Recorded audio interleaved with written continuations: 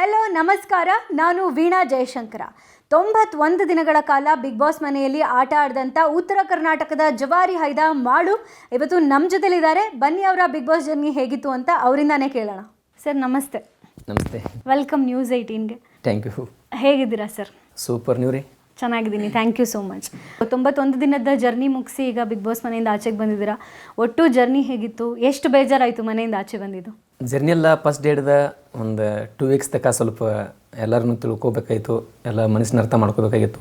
ಒಬ್ಬೊಬ್ರು ಭಾವನೆ ತಿಳ್ಕೊಬೇಕಾದ್ರೆ ಸ್ವಲ್ಪ ಕಷ್ಟ ಆಯಿತು. ಬೆರಿಬೇಕಾದ್ರೆ ಒಬ್ಬ ಹಳ್ಳಿ ಪ್ರತಿಭೆ ಅವರೆಲ್ಲ ಸಿಟಿಯಾಗಿ ಬೆಳೆದವ್ರ, ನಾವು ಸ್ವಲ್ಪ ಸಾಲಿ ಕಲ್ಲಿಲ್ದವ್ರ, ಅವ್ರ ಜೋಡಿ ಸ್ವಲ್ಪ ಬೆರಿಬೇಕು, ಕಂಫರ್ಟಬಲ್ ಆಗ್ಬೇಕಾದ್ರೆ ಸ್ವಲ್ಪ ಟೈಮಿಂಗ್ ಬೇಕಾಯ್ತು. ಹಂಗೆ ಹೋಗ್ತಾ ಎಲ್ಲ ಕಂಫರ್ಟಬಲ್ ಆಯಿತು. ಬರ್ತೀವಿ, ಎಲ್ಲ ಚೆನ್ನಾಗಾಯಿತು.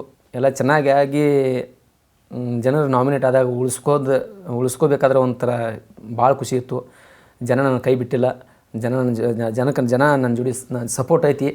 ಲಾಸ್ಟ್ ಮೂಮೆಂಟ್ದಲ್ಲಿ ಬಂದು ನನ್ನ ಜನ ಕೈ ಬಿಡ್ತಂತೆ ಅಂತ ನಾ ಅನ್ಕೊಂಡಿರ್ಕಿಲ್ಲ, ನಾ ಅನ್ಕೋದು ಇಲ್ಲ. ಯಾಕಂದ್ರೆ ಜನ ಅಂತ ನನ್ನ ಕೈ ಬಿಟ್ಟಿಲ್ಲ. ಅದು ಏನಾಯಿತು ಗೊತ್ತಿಲ್ಲ ನನಗೂ. ಆದರೆ ಇನ್ನೂ ಆದರೂ ಮನಸ್ಸಿನಾಗ ಒಂದು ಗೊಂದಲ ಐತಿ. ಅಲ್ಲಿ ಹೋಗ್ಬೇಕಾದ್ರೆ ಬೇರೆ ನಾ ಬಂದಿನ ಅನ್ನೋದು ಒಂದು ಸ್ವಲ್ಪ ಬೇಜಾರೈತಿ. ಎಲ್ಲೋ ಒಂದು ಕಡೆ ನೀವು ಆಟ ಆಡ್ತಾ ಅಥವಾ ಈಗ ಔಟಾಗಿ ಬಂದಿರೋದ್ರಿಂದ ಉತ್ತರ ಕರ್ನಾಟಕದ ಜನ ಕೈ ಹಿಡಿಲಿಲ್ಲ ಅಂತ ಅನ್ಸುತ್ತಾ ನಿಮಗೆ? ಅದನ್ನು ಒಟ್ಟೆ ನಾ ಮನಸ್ಸಿನೆಲ್ಲೂ ಅನ್ಕೋದಿಲ್ಲ ಅದನ್ನು. ಯಾಕಂದ್ರೆ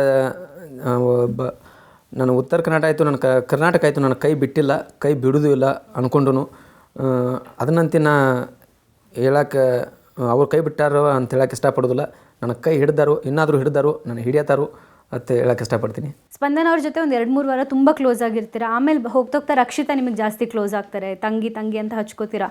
ನೀವು ಬಂದಾಗಲೂ ರಕ್ಷಿತಾ ತುಂಬ ಅಳ್ತಾರೆ. ಏನು ಅನಿಸುತ್ತೆ ರಕ್ಷಿತಾ ಅವ್ರ ಬಗ್ಗೆ ನಿಮ್ಮ ಅಭಿಪ್ರಾಯ ಏನು? ರಕ್ಷಿತನ ಬಗ್ಗೆ ಹೇಳ್ಬೇಕಂದ್ರೆ ಅವಳಿಗೆ ನಮ್ಮ ವ್ಯಕ್ತಿತ್ವಕ್ಕೆ ನನ್ನ ಇದಕ್ಕೆ ಸೂಟ್ ಆಗುವಂಥ ಹೆಣ್ಮಗಳ. ಯಾಕಂದ್ರೆ ನನ್ನ ಮಾತಿನ ಅರ್ಥ ಆಕೆಗೆ ಆಕಿತ್ತು, ಆಕೆ ಮಾತು ನನಗೆ ಅರ್ಥ ಆಕಿತ್ತು. ಆಕೆ ಕಷ್ಟ ಏನಂತ ನನಗೆ ಅರ್ಥ ಆಕಿತ್ತು, ನನಗೆ ಕಷ್ಟ ಏನಂತ ಆಕೆಗೆ ಅರ್ಥ ಆಕಿತ್ತು. ನಮ್ಮಿಬ್ಬರು ಕಾಂಬಿನೇಷನ್ ಚಲೋ ಇತ್ತು.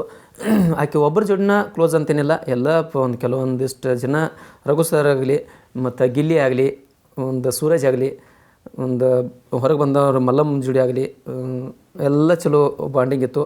ನನ್ನ ಜೋಡಿನೂ ಒಂದು ಅಣ್ಣ ತಂಗಿ ಬಾಂಧವ್ಯ. ಒಂದು ನನಗೆ ಸ್ಪೆಷಲಾಗಿ ಹೇಳ್ಬೇಕಂದ್ರೆ ನನ್ನ ಫ್ಯಾಮಿಲಿನ ಮರೆಸಿಳಕ್ಕೆ ಒಂದು ನನಗೆ ಅಣ್ಣನ ಸ್ಥಾನ ಕೊಟ್ಟ, ಆಕೆ ನಾನು ತಂಗಿ ಸ್ಥಾನ ಕೊಟ್ಟೀನಿ. ಒಂಥರ ಆಕೆ ಜೋಡಿ ಆಕೆ ಎನರ್ಜಿ ಆಯಿತು. ಆಕೆ ಇರೋ ರೀತಿ ನಡವಳಿಕೆ ಭಾಳ ಇಷ್ಟ ಆಕೈತೆ ನನಗೆ.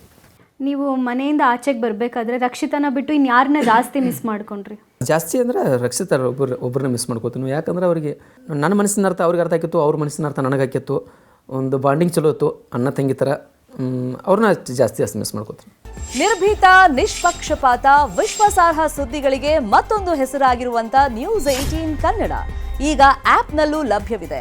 ದಯವಿಟ್ಟು ಇಲ್ಲಿರುವಂತ QR ಕೋಡ್ ಸ್ಕ್ಯಾನ್ ಮಾಡಿಕೊಂಡು ಆಪ್ ಡೌನ್ಲೋಡ್ ಮಾಡೋದಕ್ಕೆ ಮರಿಬೇಡಿ. ನಿಮ್ಮ ಬೆಂಬಲ ಹೀಗೆ ಸದಾ ನಮ್ಮೊಂದಿಗಿರಲಿ. ಧನ್ಯವಾದ.